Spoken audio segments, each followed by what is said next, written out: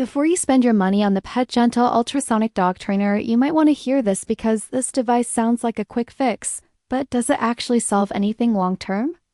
So I checked out the PetGentle Ultrasonic Dog Trainer and did some digging so you don't have to.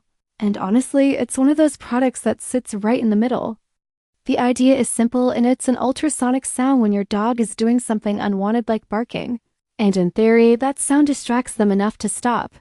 Some users say it works, especially for mild behavior issues or in the early stages.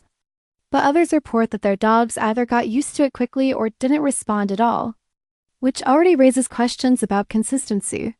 One thing you need to understand is that this device is reactive, not corrective. It responds to behavior, but it doesn't actually teach your dog what you want instead, and that's a big difference.